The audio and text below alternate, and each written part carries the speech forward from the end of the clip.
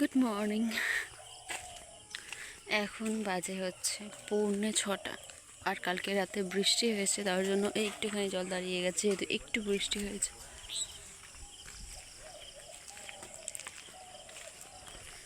এই কি করছিস? পা দিয়ে কুকুরও আঁকড়াচ্ছিস কেন?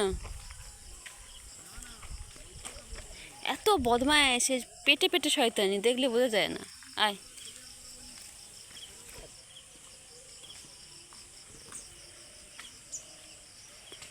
এইসব গাছগুলো লাগানো হয়েছিল ছোট ছোট।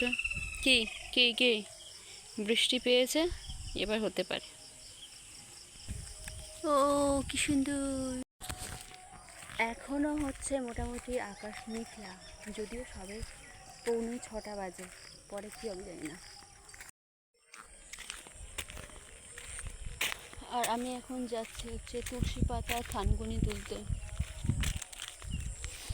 এই যে গাছের গোড়ায় হলুদ হলুদ যে জিনিসটা দেখতে পাচ্ছ, এটা কিন্তু তেঁতুল গাছের ফুল। আর কাল রাতে যেহেতু বৃষ্টি হয়েছে, ঝোড়ো হাওয়া দিয়েছে, তার জন্য অনেক পরিমাণে ফুল পড়েছে। আর ছোটোবেলায় না এই ফুলটা মানে গাছে থেকে পেড়ে শিলনোড়া একটু থেতো করে লবণ লঙ্কা মিশিয়ে খেতাম, খেতে কিন্তু বেশ ভালো লাগতো, টক টক। আর এই গাছের পাতার ঘনত্বটা দেখো, এত ঘন যে এখানে বৃষ্টির সময় দাঁড়ালে একটাও কিন্তু বৃষ্টির ফোঁটা গায়ে পড়বে না। আর কালারটা দেখো খুব সুন্দর, মানে সবুজ কিন্তু একটু অন্যরকম সবুজ। এখানে হচ্ছে দাঁড়ালে হচ্ছে গায়ে বৃষ্টি পড়বে না, যদি বৃষ্টি হয় তখন যদি এখানে দাঁড়ানো যায় না, গায়ে বৃষ্টির ফোঁটাই পড়বে না, এত ঘন। ও তিনটে না, কি নেবে দেখ, তুই কি নিবি না?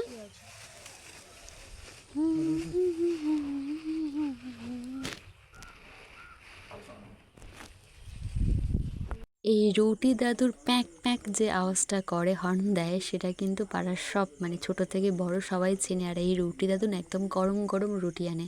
হ্যাঁ, রুটি দাদু মানে কুকুরটার কথা কিন্তু বলছি না, যার থেকে রুটি নিলাম ওনার কথাই বলছি। এই কুকুরটা তো খুবই কিউট, কিন্তু ওর শরীরটা কোনোভাবে খারাপ। আর এখন হচ্ছে রান্না।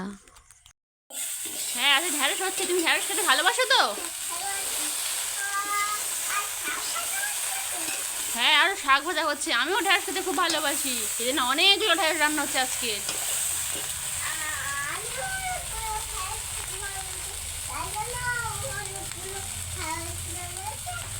হুম, আর এই শুশনি শাক রান্না হবে আজকে। শুশনি শাক খেলে ঘুম ভালো হয়। আর ওখানে আরো এক গামলি শাক। ওই মাছটা তুমি ধরেছো?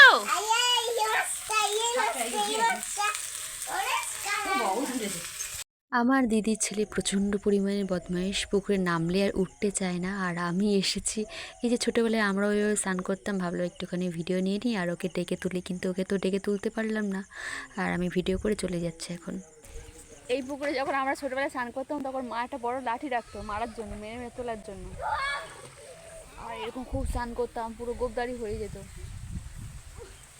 একটু क्या चाहिए পাটা উঠে আছে, উঠে আয়। এভাবে সবাই মিলে বসে খাওয়ার মজাটাই আলাদা, কিন্তু খারাপ লাগে আমার মা আমাদের সাথে বসে খেতে পারে না। মাকে কতবার বলেছি, মা আমাদের সাথে খেতে বসে পড়ো, মা বলে না, সবাইকে তো দেওয়া থাওয়া করতে হবে, তারপরে খাবো। আমি বললাম না, তুমি খেতে বসো, কিন্তু মা কখনোই শোনে না। তো আমরা আজকে খেতে বসেছি, আর তারপরে ভিডিও নেওয়া হয়নি, একেবারে রাত্রিবেলার ভিডিও দেখাচ্ছি। রাতের বেলা মা বানাচ্ছিল রুটি আর ঢ্যাঁড়স ভাজা, তো ঢ্যাঁড়স ভাজা আগে আগে হয়ে গিয়েছিল, আর মা এখনও পর্যন্ত রুটি করছে, আর আমি দুটো রুটি নিয়ে চলে এসেছি। আর জানো তো, আমাদের এখানে এখনও পর্যন্ত যে রেশনে আঠা দেয়, মানে গমের আঠা কি কিসের আঠা জানি না, তো সেই আঠার রুটি এখন খাচ্ছি। তুই রুটি খাবি না? রুটি খাবি না? মুড়ি খাবি? যদি খেতে না পারিস রেখে দে, জোর করে খেতে হবে না। চানাচুর রুটে বেঁধে বেঁধে খেয়ে নিয়েছিস, আর মুড়িটা রেখে দিয়েছিস, খুব না।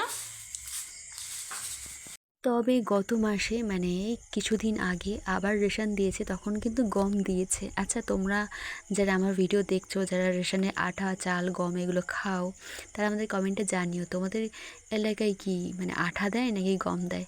এতদিন তো আটা দিচ্ছিল, কিন্তু গতবার দেখলাম গম দিয়েছে, তো সেটাই খুব ভালো। আগে যখন ছোট ছিলাম তখন কিন্তু গম দিত, তবে মাঝখানে গম দেওয়া বন্ধ করে দিয়েছিল। আর দেখো আমার মা কিন্তু মাটির তাওয়াতে উনানে কেমন রুটি ফোলায়। তো গুড নাইট কালু।